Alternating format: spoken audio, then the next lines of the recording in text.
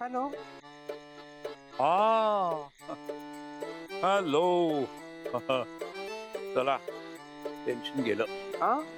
नाही टेन्शन आलं होतं तुमचा आवाज ऐकला आणि आता थोडं टेन्शन कमी झालं. कसलं टेन्शन? नाही म्हणजे खरं तर प्रोडक्शन डिपार्टमेंटचा प्रॉब्लेम आहे हा. पण म्हटलं सगळ्यात आधी तुम्हाला कळवावं. काय? हे आपला आउटडोर शूटिंग कॅन्सल करावं लागतंय. काय? हा म्हणजे बुकिंगचा प्रॉब्लेम झाला. डबल बुकिंग केलं गेलं. हे काय म्हणजे असं कसं अचानक कॅन्सल केलं बुकिंग त्यांनी? हो बघा ना. सर पण हे कन्फर्म आहे ना नक्की?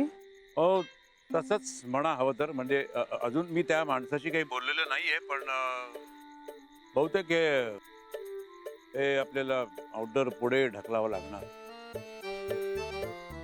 सर आता प्रॉब्लेम होणार हो सगळा. काय कसला प्रॉब्लेम? अहो नाही आता बाहेर जायचं होतं ना 2 दिवस. सो मी आईसाठी एक नर्स बघितली होती म्हणजे अटेंडंट.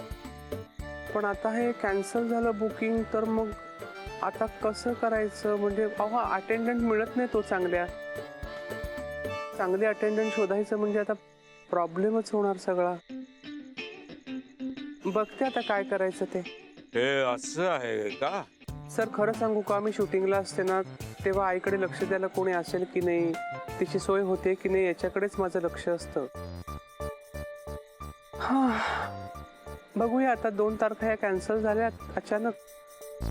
तर आता बघते काय करायचं ते. एक मिनिट मॅडम. प्लीज अशा हताश नका हो तुम्ही. नाही सर हताश नाही होते हो पण खरंच एकटीला हे सगळं सांभाळणं कठीण होतं. हो येस आय कॅन अंडरस्टँड.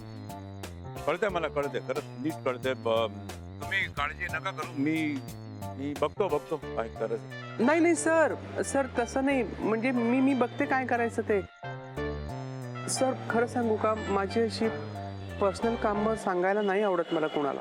हा मॅडम हे तुमचं पर्सनल काम नाहीये. मी पर्सनल काम करत नाही कोणाची कधी. मी हे माझं प्रोफेशनल काम आहे ते करतोय. म्हणजे आता ताबडतोब त्या रिसॉर्ट वाल्याशी बोलतो. माझ्या भाषेत समजवतो त्याला. मॅडम माझ्या हिरोईनची मी गैरसोय कधीच होऊ देणार नाही. कधीच नाही. I'll see to it. हे शूटिंग ठरलेल्या तारखेला त्याच ठिकाणी होणार. भले मग त्यासाठी मला डबल पैसे जरी मोजावे लागले ना तरी सुद्धा मी ते मोजेन. अहो सर ऐका. नो मॅडम आता माझा पर्सनल इश्यू झालाय. मी बघतो ना त्याने दुसऱ्या कोणाला बुकिंग दिलं ते. जमलं तर मी त्या पार्टीशी सुद्धा बोलून घेतो. पण मॅडम आपलं शूटिंग या शनिवार रविवारीच होणार. म्हणजे जग आता इकडे तिकडे झालं ना तरी सुद्धा आपलं शूटिंग होणार. डोंट वरी. हे बोलतो. नाही. Paneer mushroom stick with barbecue sauce करण्यासाठी लागणारे साहित्य: किसलेलं गाजर, उकडलेला बटाटा, पनीर, तांदूळाचं पीठ, रवा, मटार, मशरूम, कोबी, मीठ, मिरची, कोथिंबीर आणि बार्बेक्यू सॉस. कृती: प्रथम एका बाउलमध्ये किसलेलं गाजर, उकडलेला बटाटा, कुस्करलेलं पनीर, मटार, मशरूम, हिरवी मिरची, कोथिंबीर, कोबी, मीठ आणि तांदूळाचं पीठ घालून सर्व एकजीव करून घ्यावं. तयार मिश्रणाच्या स्टिक बनवून रव्यामध्ये घोळवून गरम तेलात तळून घ्याव्यात आणि सर्व्ह कराव्यात. मामी, कोणता भक्त हाक मारतो आहे? ध्यानात इतके मग्न आहात. बाणाईला भेट घ्यायची आहे देवी. वाटलंच मला. ती अस्वस्थ असणं स्वाभाविकच आहे. तिच्या दृष्टीने हे सारंच गोंधळून टाकणार आहे. अशा वेळी तिला तुम्हाला किंवा मला भेटावं असं वाटणं हे स्वाभाविक आहे. नमस्ते अंकल जी. वो हमें आपसे कशा करता आलास तू इथे? विकीची चाळी करायला? काय समजतो काय स्वतःला तू?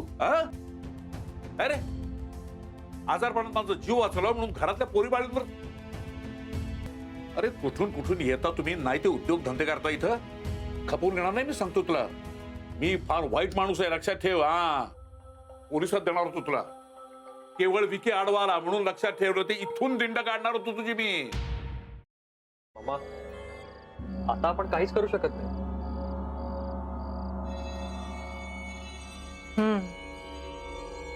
पण आर्चीज, हे असं कसं शक्य आहे?